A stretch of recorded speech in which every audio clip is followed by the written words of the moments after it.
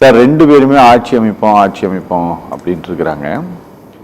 இங்க தாவேகா அப்படிங்கிற ஒரு பார்ட்டி இந்த களத்துல இருப்பதை பொருட்படுத்தாமல் இருப்பது போல இந்த 2 பார்ட்டியும் இருக்கா சார்? ஆமா, கண்ணை மூடிட்டு இருக்காங்க. அவங்க கண்ணை மூடிட்டா பூலோகமே இருண்டு போச்சுன்னு நினைக்கிறாங்க. ஸ்போக்ஸ் பர்சன்ஸ் எல்லாம் முக்கியமா அப்படி இருக்கிறாங்க பேசும்போது.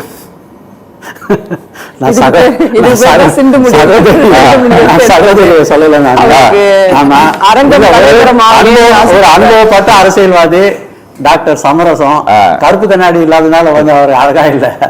ஆனா அவர் உண்மையை பேசினாரு. புயல் மாதிரி வரும் தாவேகா, வெள்ளம் மாதிரி வரும் தாவேகான்னு. அதாவது ஏடிஎம்கேக்கும் திமுகவிற்கும் அது வந்து ஆறு, அதுக்கு வந்து கரை இருக்குதாமா. ஆமா, தாவேகா வந்து ஒரு புயல் மாதிரி. ஆமா, அதுதான் மக்கள் நினைக்கிறாங்க. திடீர்னு ஆமா, ஏன்னா இப்பதானே வந்து ஒரு எல்லாமே அப்படிதானே சொல்லிட்டு இருக்காங்க. அது ஒரு ஹிடன் எனர்ஜி, ஒரு பூகம்பம் மாதிரி எலெக்ஷன் புயலால சேதம் தான் வரும். பூகம்பம் மாதிரி வெடிக்கும். சரி, அது எலெக்ஷன் வந்தா பாத்துற போறோம். இப்போ இன்றைக்கு வந்து 234 லட்சியம் 200 நிச்சயம் சொன்னவங்க எல்லாம் இன்னைக்கு வந்துட்டு திமுக, குறிப்பாக திமுகவின் முதலமைச்சரே வந்துட்டு ஏதாவது ஒரு 2ஆம் கட்ட தலைவர்கள், ஏதாவது ஒரு மாவட்ட செயலாளர்கள் சொன்னா பரவாயில்ல. திமுகவின் தலைவரும் தமிழ்நாட்டின் முதலமைச்சருமாகிய ஸ்டாலின் அவர்களே இது வந்து சதி பண்றாங்க, சூழ்ச்சி பண்றாங்க, கூட்டணி ஸ்ட்ராங்கா இருக்கு, காங்கிரஸ்ல நம்ம போறோம்னு சொல்ல வேண்டிய அவசியமே கிடையாது. என்ன அப்போ அவங்களுக்கு மனசுல பயம் வந்துடுச்சு. ஆரம்பிக்கிறதுக்கு முன்னாடியே தோல்வியை ஒத்துக்கிறாருன்னு நினைக்கிறேன் நான். அதோட வெளிப்பாடு தான் வந்துட்டு வான் பண்றாரு. நிலைமை அப்படிதான் போகுது. ஏன்னா இந்த சூழ்ச்சி பண்றதுக்கு வெளியில இருந்து ஆளே தேவையில்லை. கூட்டணி கட்சியிலெல்லாம் திட்டமிட்டு வீக்கெண்ட் பண்ணி அவங்கள ஒன்றும் இல்லாத செய்தது திராவிட முன்னேற்ற கழக தலைவர்களும் திராவிட முன்னேற்ற கழக தொண்டர்களும் தான். காங்கிரஸ் யார் வீக்கெண்ட் பண்ணது? விசிகாவை யார் வீக்கெண்ட் பண்ணது? அவங்கள வந்து வெறும் அவங்கள இக்னோர் பண்ணி, அவங்களோட கேடர்ஸ் எல்லாம் இக்னோர் பண்ணி, அவங்கள ஒரு ஃபேக்டராகவே வைக்காத எல்லாருமே வெறுத்து போகிற அளவுக்கு பண்ணது யார் பண்ணது? ஆட்சியில் இருக்க திமுக தான். எலெக்ஷன் வரைக்கும் வந்து திராவிட முன்னேற்ற கழகம் வந்து தோழமை கட்சிகளை தோளோட தோல் போட்டு அப்படியே வந்துட்டு அந்த அளவு கொஞ்சம் கொலாவுவாங்க.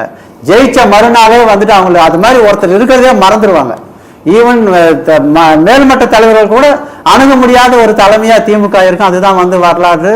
அதை வந்து யாருமே மறுக்க முடியாது. வினை விதைத்தவன் வினை அறுப்பான். இன்னைக்கு வந்து டிஎம்கே அதை வந்து அறுத்துட்டு இருக்கு. ஏன்னா வந்துட்டு அவங்க என்ன நினைச்சாங்கன்னா வந்துட்டு கண்ணு கெட்டிய தூரம் வரை எதிரிகளே இல்லை, அண்ணா திமுக வீக்கெண்ட் ஆயிடுச்சு, அதனால வந்துட்டு மோடியை மக்கள் வெறுக்கிறாங்க, அதனால வந்து தாவேகாவை ஆதரிக்க தமிழ்நாடு மக்கள் தயாராகி விட்டார்கள் அப்படின்ட்டு உங்களை மாதிரி மனிதர்கள் நம்ப தொடங்கியதற்கு என்ன காரணம் சார்? ஏன்னா பிரசன்ட் பொலிட்டிக்கல் ட்ரெண்ட் என்ன ட்ரெண்ட் வந்திருக்கீங்க? எங்கு பார்த்தாலும் ஊழல், எதில் பார்த்தாலும் ஊழல். 5 வருஷமா. அதுக்கு முன்னால இல்லையா? இந்த அளவுக்கு கிடையாது. இந்த அளவுக்கு வந்து அப்படியே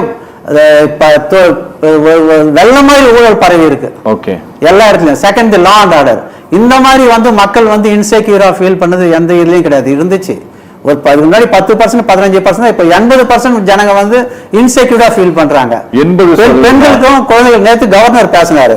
கவர்னர் பேசினதுக்கு ஒரு 20,000 தற்கொலைகள் தமிழ்நாட்டில் நடக்குதுன்னாரு. அவரு ஒரு மாநிலத்தின் ஒரு முக்கிய பொறுப்புல இருக்கவர்.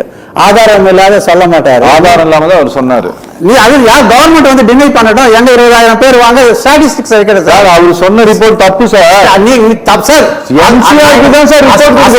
என்சிஆர்பி ரிப்போர்ட் இல்ல. அசெம்பிளில நீங்க வந்து அவர் போன அப்புறம் வந்துட்டு ஒரு இது பண்ணி இது மாதிரி வந்துட்டு 20,000 பேர் தற்கொலை கிடையாது, 2,000 பேர் வந்து போதையினால வந்து தற்கொலை பண்ணிக்கலாம்னு சொல்லுங்க சார். அசெம்பிளி சிஎம் வந்துட்டு concern ministers department secretaries meet பண்ண சொல்லுங்க. இது வரைக்கும் அபிஷியலா வந்து ஃபிகர்ஸ் தரலையே, கொடுத்துருக்காங்க. நேஷனல் வைடு ஃபிகர்ஸ் தமிழ்நாட்டுல ஒரு நான் சொல்றேன் பாருங்க. கவர்னர் சொன்னது எல்லாமே தப்பு. கவர்னருடைய 13 பாயிண்ட்ல இருக்கக்கூடியது நான் சொல்றேன் சார். நாங்க அந்த ரிப்போர்ட் பாக்குறோம். அதனால அவர் சொன்னது டினை பண்ணட்டும் சார். டினை பண்ணட்டும் சார்.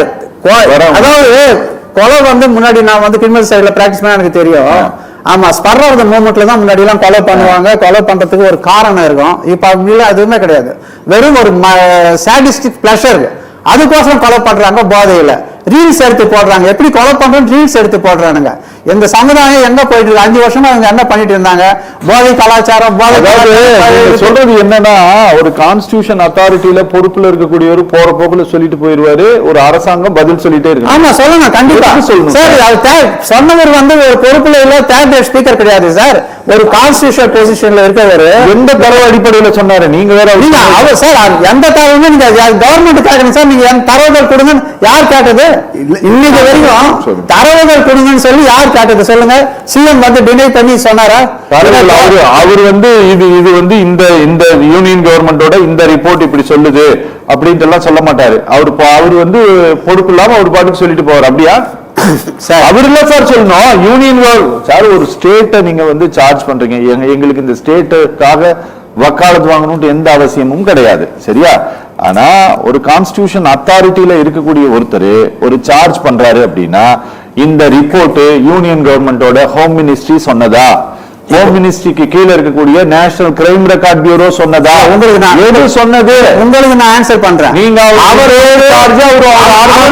தரவுகளின் அடிப்படையில் அவர்கிட்ட இல்லன்னு சொல்லுங்க சார். அவரை வந்து கேட்பாங்க, நீங்க இல்ல இத்தனைதான் நடந்தது, 2000 பேர் சாகல, 200 பேர் தான் செத்துருக்காங்க, 20,000 பேர் தற்கொலை பண்ணிக்கல, 2000 பேர் தான் தற்கொலை பண்ணிக்கலன்னு இப்ப சொல்ல வேண்டிய கடமை யாருக்கு இருக்கு? எனக்கு உங்களுக்கு இருக்கு. அவருக்கு ஆளுகின்ற முதலமைச்சருக்கு இருக்கு சார். அவர் தானே வந்து சட்டம் ஒழுங்கை கையில வச்சிருக்காரு, உள்துறையை கையில வச்சிருக்காரு. நான் உங்களுக்கு ஒரு விஷயம் சொல்றேன் கேளுங்க.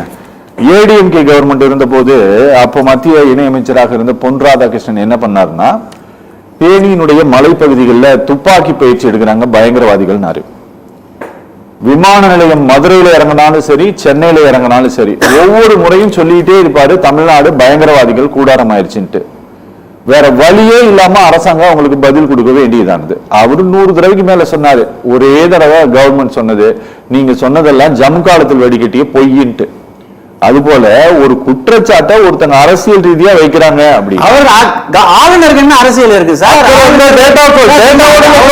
அஜெண்டாவை நீங்களும் நானும் சொல்ல முடியாது. ஆளுநருக்கு என்ன, அவர் வந்து அசம்பிளிக்கு வராரு, அசம்பிளியில இருந்து நேற்று என்ன ஃபர்ஸ்ட் டே அது அசம்பிளி, அன்னைக்கு வந்துட்டு அவர் அந்த டேவை பாருங்க எவ்வளவு இம்பார்ட்டன்ட். அன்னைக்கு வந்து சொல்றாரு சட்டம் ஒழுங்கு கெட்டு போச்சு. ஐயா அவரு தினகரன் என்டிஏ கூட்டணியில் சேர்ந்திருக்கிறார் சார். தெளிவா சொல்றேன், ஏடிஎம்கே கூட்டணியில் இல்ல, என்டிஏ கூட்டணியில் சேர்ந்திருக்கு. கூட்டணிக்குள் கூட்டணி. ஆமா, அதாவது தங்களுடைய வாக்குகள் அப்படியே கொத்தா இன்னொரு கூட்டணிக்கு போகுது அப்படிங்கறத ஏடிஎம்கே ரொம்ப சாதாரணமாக அதை அனுமதிக்குதா சார்? ஈஸி கோயிங்கா இருக்குதா? இவங்க மக்களை வந்து ரொம்ப தவறா கணிக்கிறாங்க. ஏடிஎம்கே டிஎம்கே ரெண்டும் சரி சரி. ஆமா, இவங்க வந்து மக்களை அன்றாடம் பாதிக்கிற இஷ்யூஸை பத்தி பேசுறதே கிடையாது. சரி, இவங்க ஒருத்தருக்கு ஒருத்தர் வந்துட்டு புழுதி வாரி தூற்றிக் கொள்வதை தவிர அன்றாட வேலை அன்எம்ப்ளாய்மெண்ட் அந்த அளவுக்கு பயங்கரமா இருக்கு. ஏன்னா நம்ம ஸ்டேட் வந்து நிறைய படிச்ச இளைஞர்கள் இருக்க ஸ்டேட், படிச்ச வேலை வாய்ப்பு சுத்தமா கிடையாது.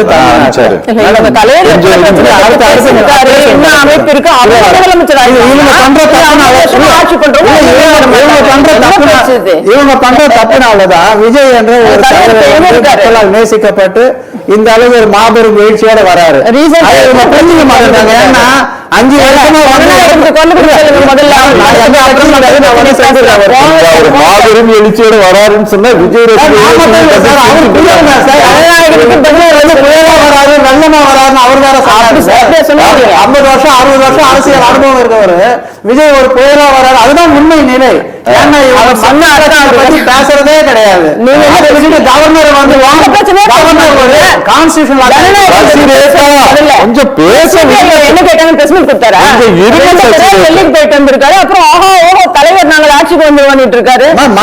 மக்களிடையே இருந்து நேசிக்கப்படுகின்ற மக்களால அவங்களா தேவையில்லை சார். எல்லா கட்சியில இருந்து கரைஞ்சி விஜய்க்கு சப்போர்ட் பண்ணுவாங்க சார். விஜய் வந்து ஓப்பனா வந்து இன்னும் திமுகவா மொத்தமா ஜெனரல் தானே கொண்டு தவிர திமுக வரணும் காங்கிரஸ் வரணும் இவங்க தான் சொல்லிட்டு இருக்காங்க. விஜய் விஜய் விஜய்னு இவங்களால தூண்டவே முடியறது இல்ல. அந்த அளவுக்கு விஜயை பார்த்தா இவங்க பயந்து போயிருக்காங்க. இவங்களோட பாலிசிஸ் அண்ட் ப்ரோக்ராம் வந்து எந்த ப்ராமிஸ் பண்ணி வந்துச்சு, அண்ணா திமுகவின் ஊழலை வந்து நான் எக்ஸ்போஸ் பண்ணுவேன், அண்ணா திமுக அமைச்சர்களை சிறைக்கு தள்ளுவேன்னாங்க. இது வரைக்கும் ஒருத்தரையாவது அது மாதிரி சிறைக்கு அனுப்பியிருக்காங்களா? 4 வருஷமா வந்துட்டு திமுகவோட ஆட்சியின் அலங்கோலத்தை பத்தி நம்ம எப்ப பார்த்தாலும் வந்துட்டு அவங்க உள்கட்சி சண்டையிலேயே அவங்க டைம் மாபெரும் போராட்டத்தை நடத்துறாங்க.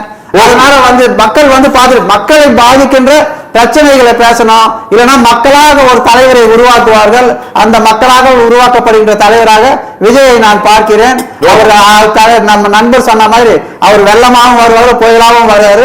புயலா வந்தா மக்களுக்கு தேவையான மழையை கொண்டாந்து தருவார். ஓகே ஓகே, நீங்க இதை சொல்ல விரும்புறீங்களா? நான் நிகழ்ச்சி நான் முடிக்க போறேன். இல்ல, மக்களோட தாவேகாவோடு கூட்டணி சேர தமிழ்நாட்டுல ஏதாவது ஒரு கட்சியாச்சும் இருக்குது? அவர் முதல்ல என்ன சொல்றாரு, மக்களோட கூட்டணி தான் சொல்லிட்டு இருக்காரு. இன்னைக்கும் அவங்க கிளாரிஃபை பண்ணி அவங்களோட மீட்டிங்ல நாங்க வந்து மக்கள் வந்து எங்களுக்கு பெருவாரியான ஆதரவு தருவாங்க, நாங்க மக்களோட ஆதரவோட ஆட்சி அமைப்புன்னு தான் சொன்னாங்களே தவிர கூட்டணி ஆட்சின்னு அந்த இதுலயும் சொல்லவே இல்லை. ரொம்ப நன்றி சார்.